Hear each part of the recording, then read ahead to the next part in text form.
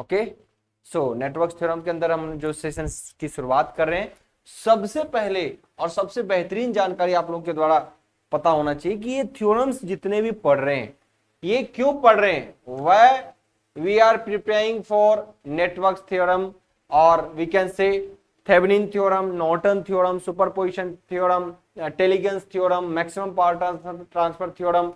Y, क्यों मुझे इस थ्योरम्स की जरूरत पड़ती है और क्यों ही हम किसी थ्योरम्स को पढ़ते हैं, वाई, जानकारी आनी चाहिए सभी के बच्चों को। सिर्फ सारे थ्योरम्स को पढ़ लेना, क्वेश्चन बना लेना इज नॉट एनफ। हम अगर किसी चीज को पढ़ेंगे तो एकदम बारीकी से एक एक चीज को तोड़ के पढ़ेंगे ताकि लगे कि हम क्यों पढ़ रहे हैं, किस थ्योरम का इस्तेमाल क्यों हुआ, डीसी सर्किट क्यों होता, एसी सर्किट क्यों होता, ये सारी जानकारी बहुत जरूरी होती है। चलिए, हाई सिंप्लीफाइड, कुछ जमा नहीं, क्यों, और बाकी चीजों से जब निकाल देते हैं, नोडल वोडल से जो कोई चीज को कैलकुलेट करते हैं तो क्या वो नहीं निकालता, हाँ, वो क्या आंसर गलत दे देता है। चलिए, ये सब जानकारी बहुत जरूरी है ना, यानी कितने बार आपने थ्योरम पढ़े होंगे, लेकिन ये क्यों पढ़ रहे हैं ये बहुत महत्वपूर्ण है। व्हाई थ्योरम्स,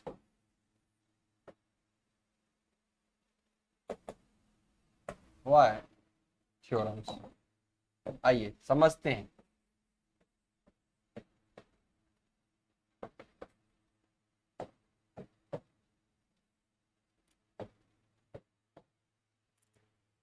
बालक, आपने डीसी नेटवर्क पढ़ा, एसी नेटवर्क पढ़ा, पूरे चीजों को हमने कवर करा है ना। चलिए, बहुत बच्चों के जवाब भी आने लगे हैं। Network simplification circuit to simplify, okay, analyse complex electric circuit, okay, electric circuit के रिसाइज करने के लिए, ओके, चलिए थोड़ा बहुत चलेगा रिसाइज करने के लिए, लेकिन एक्चुअली जो थ्योरम्स जितने इस्तेमाल किए जाते हैं तो समझिए इसके बारे में। एक्चुअली बालक, अभी तक किसी भी सर्किट के अंदर धारा जो निकालते थे, करंट, वोल्टेज कैलकुलेट करते थे, उसके लिए हमने कुछ तरीके देखे, जैसे केसीएल बता देता है किस ब्रांच में कैसे जाएगा, उसके बाद केवीएल वोल्टेज निकालते हैं किसी सर्किट से, उसके बाद हमने पढ़ा था नोडल एनालिसिस, इससे भी किसी ब्रांच का धारा निकाला जाता है और धारा निकलेगा तो वोल्टेज भी निकलेगा। उसके बाद आपने पढ़ा लूप एनालिसिस। ये सारे ऐसे मेथड हैं जिससे सर्किट के किसी भी ब्रांच की धारा को निकाला जा सकता था। अब तक जो हमने पढ़ा, ये सारे मेथड ऐसे थे जिससे सर्किट के किसी भी ब्रांच की धारा को निकाला जा सकता था। ध्यान से समझिएगा, बारीकी से। मान लो यहां पे मैंने 5 वोल्ट कर दिया, यहाँ पे मैंने 25 वोल्ट कर दिया, यहाँ पे मैं R1, R2, R3 फिलहाल कर रहा हूं। अगर आपको इस ब्रांच की धारा चाहिए, सपोज दैट इस ब्रांच की क्या चाहिए, धारा, तो नॉर्मल ओम्स लॉ तो नहीं लागू होता क्योंकि ओम्स लॉ के लिए एक ही वोल्टेज होता। चलिए, वो सब नहीं लागू होता। केसीएल केवीएल आप डायरेक्ट लगा नहीं सकते क्योंकि पहले सर्किट में धारा तो पता होनी चाहिए। उसके बाद सबसे आपको पता है कि किसी भी सर्किट को सॉल्व करने के लिए सबसे ज्यादा सर्किट थ्योरम जो इस्तेमाल करते हैं that is nodal analysis. Nodal analysis से मैक्सिमम प्रश्न हल हो जाते हैं, लेकिन कई बार नोडल से भी बहुत सारी कॉम्प्लेक्सिटी आती है तो हम थ्योरम का इस्तेमाल करते हैं। तो एक बात ध्यान रखिए, किसी भी ब्रांच की धारा को निकालने के लिए, किसी भी ब्रांच के धारा को निकालने के लिए हम इन थ्योरम्स का भी इस्तेमाल करते हैं। किसी भी ब्रांच का धारा निकालने के लिए हम इन थ्योरम्स का भी इस्तेमाल करते हैं। अब रही बात कि सर हम नोडल भी तो पढ़े, नोडल एनालिसिस भी तो पढ़े, उससे भी किसी ब्रांच की धारा निकल जाता है। बिल्कुल, नोडल से भी, यहां पे नोड वोल्टेज मान के भी सर्किट को हम सॉल्व करेंगे तो आपको यहां पे ब्रांच करंट मिल जाएगा। लेकिन कई बार सर्किट जो है कॉम्प्लेक्स हो जाता है, सर्किट बड़ा रह जाता है, ऐसी स्थिति में हम नोडल को छोड़ के थेवेनिन थ्योरम का भी इस्तेमाल करके किसी भी ब्रांच के करंट को निकाल देते हैं। तो ध्यान रहे, जितने भी सर्किट हैं उसमें किसी भी इंडिविजुअल ब्रांच, चाहे इसका इसका इसका इसका इसका, किसी भी इंडिविजुअल ब्रांच का धारा चाहिए होता है, उसको निकालने के लिए हम थ्योरम्स का इस्तेमाल करते हैं। क्या करते हैं, थ्योरम्स का इस्तेमाल करते हैं। क्लियर। कभी कभी क्या होता है, कुछ थ्योरम कहीं पे प्रॉपर अप्रोप्रिएट नहीं होता सॉल्व करने के लिए तो किसी और दूसरे का इस्तेमाल करते हैं, फिर किसी और का। सो आप कह सकते हैं कि जितने भी थ्योरम्स हैं वो मेनली किसी भी ब्रांच के करंट को निकालने के लिए इस्तेमाल में लाए जाते हैं। नाउ अब ठीक है, ये भी सर्किट होगा। नाउ थेवेनिन थ्योरम कहता है कि कितने, अब ये तो क्लियर हो गया कि किसी ब्रांच की धारा निकालेगा, ये भी थ्योरम। अब ये कहता है कि सर्किट चाहे कितना भी बड़ा हो, हम उसको एक सिंगल इक्विवेलेंट सर्किट में तब्दील कर देंगे और फिर क्या करिए, धारा निकाल लीजिएगा। तो ऐसे तरीके से सर्किट सारे थ्योरम्स हम स्टडी करते हैं। तो आइए आइए बालक, पहले चीजों को समझिए कि वाई थ्योरम्स, तो इनके बारे में समझिए। By using theorems, by using network theorem, by using network theorem we can find out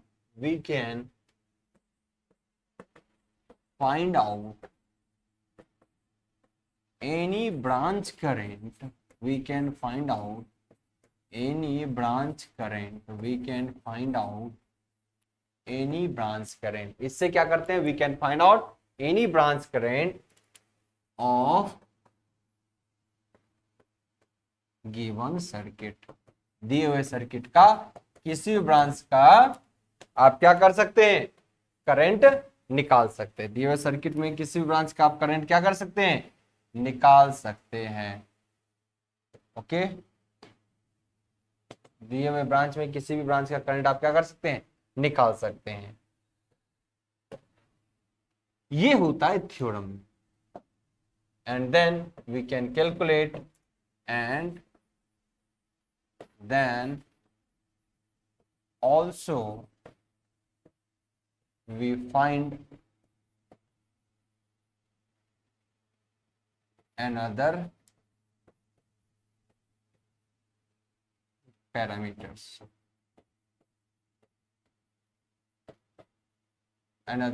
अब ये क्या अनदर पैरामीटर का क्या मतलब है कि पहले अगर धारा आपने निकाल लिया तो अब मान लो इस ब्रांच का वोल्टेज पूछेगा तब भी आप निकाल सकते हैं, अब इस ब्रांच का पावर पूछ देगा तब भी आप निकाल सकते हैं। सो अगर एक बार किसी ब्रांच की धारा निकल गया तो फिर हम अब उसका ब्रांच का वोल्टेज भी निकाल सकते हैं किसी ब्रांच का, फिर किसी ब्रांच में शक्ति पावर भी निकाल सकते हैं। यही मेन मीनिंग होता है। अच्छा, इस श्रेणी में पहले कितने थ्योरम्स आपने पढ़े और अब कौन कौन से थ्योरम पढ़ोगे जिसके द्वारा किसी भी सर्किट का आप क्या कर सकते हैं, ब्रांच करंट निकाल सकते हैं। तो इस दौरान बिफोर, अब समझिए बालक, पहले जो आपने थ्योरम पढ़ा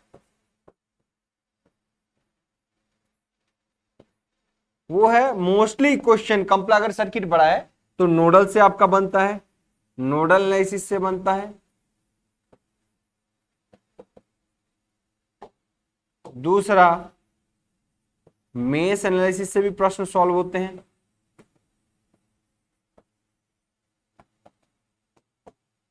नोडल मेश, मान लो आप यहां करंट है, अगर दोनों सर्किट में धारा ही होता, सिर्फ ऑलरेडी क्या होता, धारा ही दिया होता, तो आप आराम से करंट डिवीजन रूल वगैरह लगा के भी, या उधर इतना करंट गया तो इधर कितना गया, तो केसीएल केवीएल इसका भी इस्तेमाल से धारा निकाले जा सकते हैं। कई बार अगर उस टाइप का सर्किट दिया हो तो आप केसीएल का इस्तेमाल कर लेते हैं, केवीएल का इस्तेमाल करके इन सारी चीजों को आप निकालते हैं।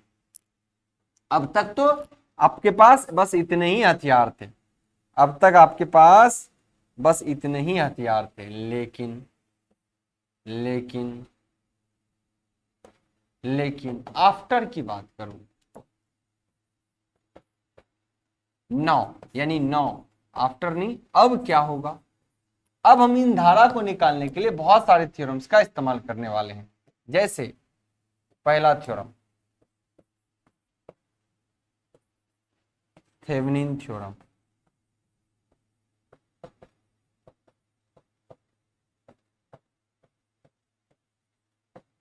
दूसरा, नॉर्टन थ्योरम।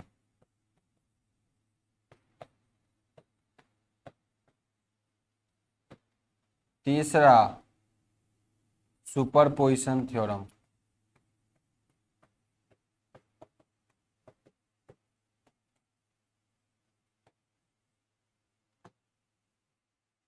चौथा, टेलीगन्स थ्योरम।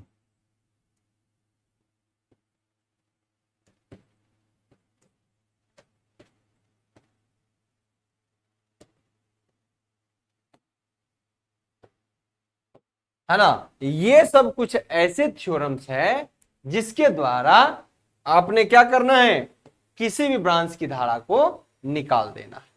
तो ये भी एक तरीका है, ये भी एक तरीका है जिससे धारा निकाली जाती है, किसी भी ब्रांच के करंट का, ये भी तरीका है। और इन सबको अपने को पढ़ना है।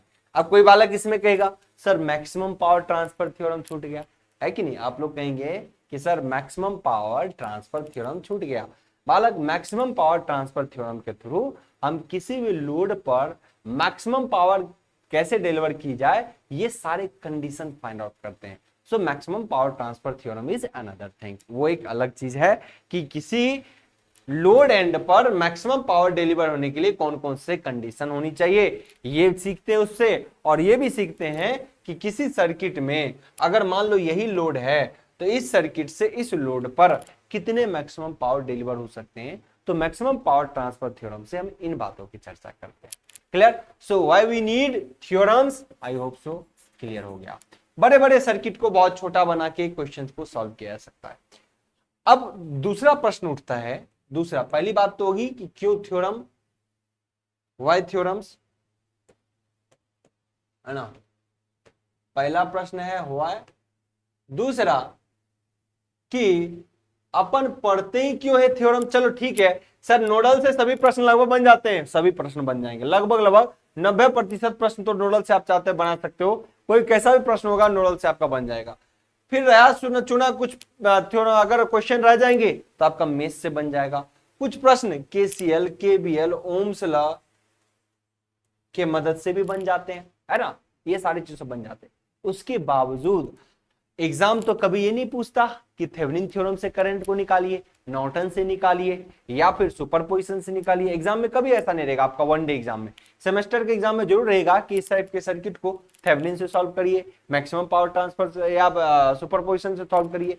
लेकिन कंपटीशन में कभी ये नहीं रहेगा कि इस दिए हुए प्रश्न में इस ब्रांच की धारा को निकालने के लिए आप सुपरपोजिशन का इस्तेमाल करें, ऐसा नहीं रहेगा। क्यों कहेगा, उसको तो धारा चाहिए। चाहे आप किसी भी मेथड से बना के दे दें, किसी भी मेथड से बना के दे दें, चाहे इससे या इससे, धारा का मान सेम निकलेगा। तो उसको कभी ये फर्क नहीं पड़ेगा कि आप किस मेथड से निकाल के दे रहे हो। क्लियर, यहां तक ये बात भी क्लियर होगी ना। हाँ, मैंने बता तो दिया ना मैक्सिमम के बारे में कि आप लोग पूछोगे कि मैक्सिमम पावर ट्रांसफर थ्योरम क्यों नहीं। मैक्सिमम पावर ट्रांसफर थ्योरम से किसी भी लोड एंड के पावर की चर्चा हम करते हैं, ठीक है ना। चलिए अब हम बात कर रहे हैं दूसरी बात। ठीक है सर, ये भी बात आपकी जायज होगी, ठीक है कि अपन इसको फॉलो, इसको क्यों करते हैं, ये इस सारे को क्यों पढ़ते हैं, ये तो समझ गया।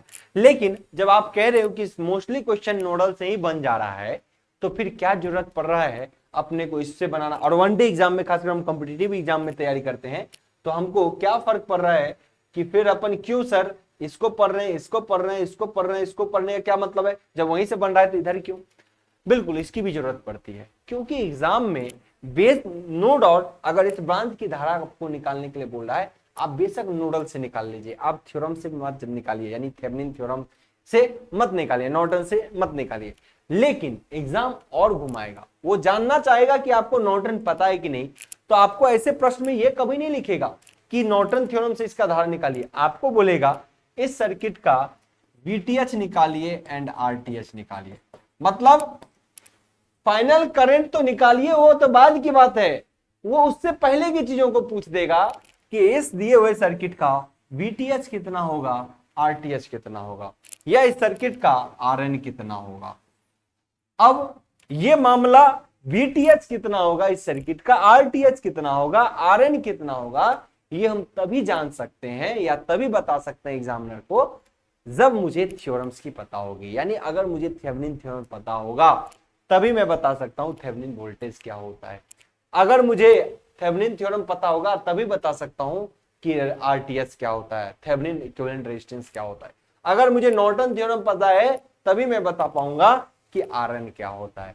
इसीलिए मुझे ये सारी चीजें भी पढ़नी होती है। यानी इनसे सारे प्रश्न, अगर सिर्फ करंट की बात करता तो इन्हीं पे अपन रुक जाते, लेकिन एग्जाम में क्या होता है कि सिर्फ करंट के अलावा आपको VTH, RTH, IN ये सब खूब पूछे जाते हैं। मैक्सिमम पावर होता तो बताइए किस कंडीशन पे मैक्सिमम होगा, ये सारी चीज खूब पूछे जाते हैं एग्जाम में। और अच्छा खासा सिर्फ थ्योरम का भी वेटेज होता है, इसलिए भी सारे थ्योरम्स पढ़ने की जरूरत होती है। क्लियर है यहां तक कि क्या होता है, कैसे आया, क्यों पढ़ते हैं, ये सारी जानकारी आपको रखनी होती है। यहां पे आप बात बोल सकते हैं कि आपको चाहे बीटीएस की बात हो, आरटीएस की बात हो, आरएन की बात हो, ये सब क्यों पढ़ना पड़ता, इस सब को भी इसीलिए पढ़ना पड़ता है बालक, इसीलिए पढ़ना पड़ता है। ये तो थी एक बेसिक जानकारी कि किसी चीज को क्यों पढ़ रहे हैं, नहीं पढ़ रहे हैं, थ्योरम का क्या रोल है। Now what we have to study about theorems. अब थ्योरम में अपन क्या पढ़ने वाले हैं उनकी चर्चा करते हैं। चलिए यहां तक क्लियर है, समझ रहे हैं कि क्या चल रहा है मामला, क्या मामला चल रहा है। आई होप सो सभी बालों को क्लियर होगा। तो थ्योरम्स जो अपन पढ़ेंगे इस चैप्टर के अंदर वो कौन कौन सा पढ़ेंगे, जो थ्योरम्स पढ़ेंगे वो कौन कौन सा पढ़ेंगे।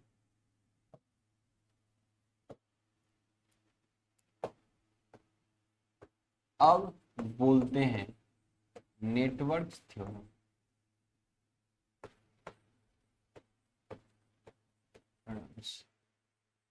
अब जानकारी लीजिए, नेटवर्क थ्योरम बहुत सारे हैं, उनमें कुछ खास चुनिंदों को पढ़ते हैं जो आपके एग्जाम में आता। सबसे पहला और इंपॉर्टेंट, चलिए सुपरपोजिशन नाम दे देता हूं, सुपर पोजिशन थ्योरम।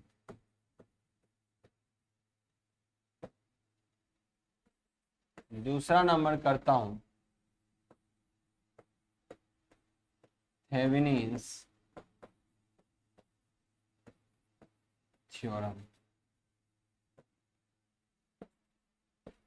तीसरा पढ़ते हैं नॉर्टन थ्योरम। चौथा पढ़ रहे हैं, यहां पे पढ़ेंगे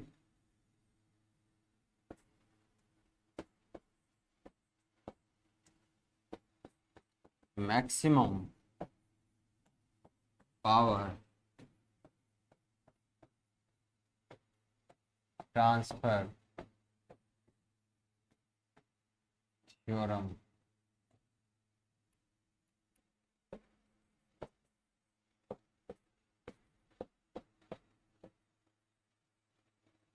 टेलीगन्स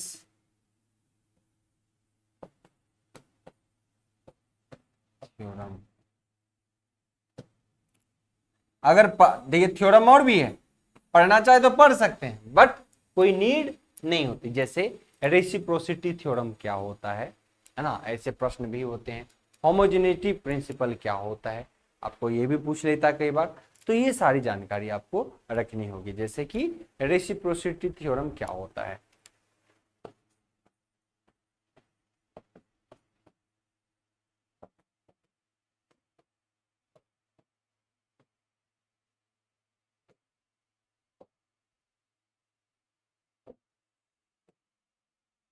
होमोजेनिटी प्रिंसिपल क्या होता है,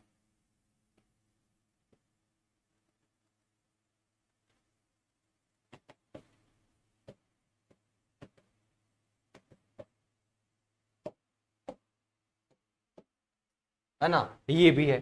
तो आप इसको भी फॉलो कर सकते हैं या इसको भी पढ़ सकते हैं। अब हमारे एग्जाम को लेके जो जरूरत होता है, जो कॉम्पिटिटिव अप्रोच में पूछे जाते हैं, उनके लिए जो महत्वपूर्ण है वो टोटल, ये सबसे ज्यादा महत्वपूर्ण है।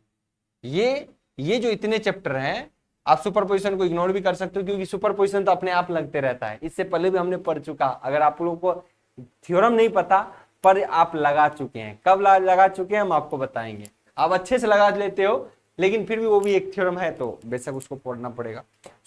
आपके एग्जाम में बालक ध्यान रखिएगा, सबसे ज्यादा यही प्रश्न पूछे जाते हैं और उसमें सबसे ज्यादा अगर पूछता है तो इसकी 5 रेटिंग में देता हूं। थेवेनिन थ्योरम सबसे ज्यादा पूछता हूं, उसके बाद 3 रेटिंग दूंगा नॉर्टन थ्योरम, 5 रेटिंग दूंगा मैक्सिमम पावर ट्रांसफर थ्योरम।